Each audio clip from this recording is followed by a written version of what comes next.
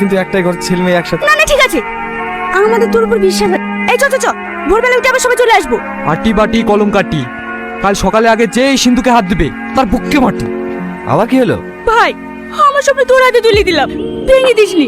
চিন্তা করিস নি, স্বপ্ন আমিও দেখেছি। আমার স্বপ্ন যদি সত্যি হয় তোদেরও হবে।